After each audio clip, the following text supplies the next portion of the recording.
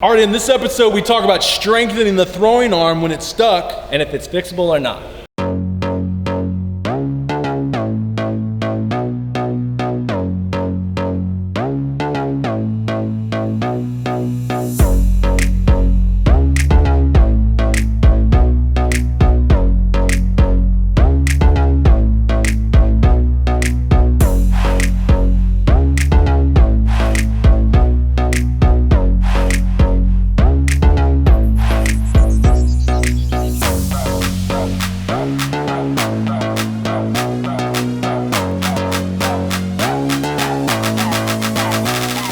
All right, Brent Porcio, Stephen Godani here at the @TopVelocity #PitchingTips show, where you go to Twitter, Facebook, Instagram, and @TopVelocity #PitchingTips. You ask your question on anything we do here at Top Velocity, anything on pitching, and we're going to answer it here on the show. Also, if you can, subscribe to the YouTube channel, like the Facebook page, retweet us at Twitter, follow us at Twitter. Help us keep it going. Of course, ask us questions. So what's our question for today? Ryan Maservi asks, "Hey Brent, I came off a stress fracture in my elbow last year, and now I haven't been able to straighten my elbow all the way. Are there any exercises I can do to regain the lost extension? And is it possible that I might not ever be able to extend my elbow all the way again?"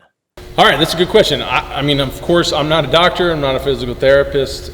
Just going off my experience of working with pitchers who have this common problem, they can't extend their arms out. Always they're throwing arms.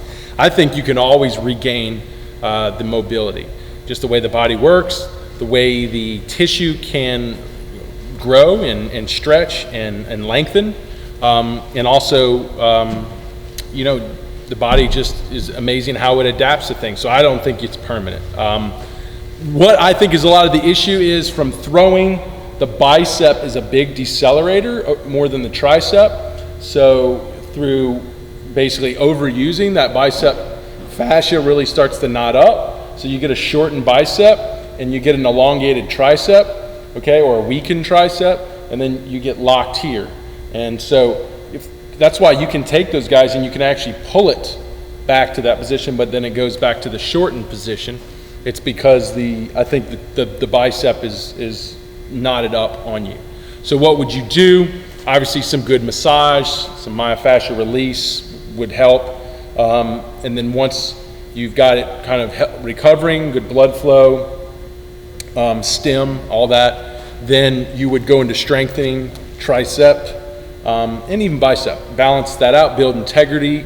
I believe we get really weak triceps. So, get that tricep strong, overhead extensions, underhead extensions, whatever, anything that will hit that tricep in different ways would be good. At the same time, too, strengthen the bicep so we can handle all the stress from decelerating that forearm over and over again. So, and then I don't just stop there. I want to strengthen the shoulder. I want to strengthen the rest of the body. So, of course, we can strengthen here, but sometimes, you can move the weakness into other areas and then start having problems. But I truly believe that's a weakness or a bunching of the fascia of the bicep through the stress and overuse of decelerating the arm. Now, it could be, too, there's studies show throwing young creates retroversion, which is a twisting of the humerus bone right here in the upper arm. The bone is like a rag. It actually starts to twist from all the external rotation torque. The bone recalcifies, or it's kind of porous when you're young, and it'll actually twist and then calcify in a twisted position. And then what happens is your arm gets into a valgus load where it actually, when it's straight, it kicks out, and that's because of the retroversion. Basically, the anatomy is really actually regrowing to handle the torques on the arm as opposed to your muscles handling those torques. If that's occurred from throwing young, I don't think you can go back and untwist the humerus, but what you can do is work within the muscles to maybe recorrect, or I don't know. It's not enough in my knowledge to understand how the bones can reset, but if you're fully going and they fully calcified, I don't believe it's going to obviously change. So in that case, you might have some lack of it, but you could probably regain it just in getting the good, elongating those tendons and keeping the fascia from bunching up and keeping good integrity in the arm. Would do it. I think if you're the one who has the retroversion, you're going to have a lot harder time in gaining the full range back. than if you're someone who just has a bunching or an overuse issue, a weakness in the integrity of the arm, and because that will easily repair itself. I too see a lot of guys that have had Tommy John typically get locked there too. That could be another thing. So if you haven't had Tommy John, it shouldn't be your case. But if you had Tommy John, sometimes in the architecture of the stitching of the new putting the tendon in there can also kill your range. That'd be another one where I'd say, okay, probably not going to gain that because that's an actual issue with the actual architecture of the elbow that's been changed. But that's pretty much it for me. But I wouldn't give up on it. I would work on it. And if you're the guy who's there because you have weakness, that definitely needs to be fixed because that's just going to get worse for you as you throw more and more. Anything?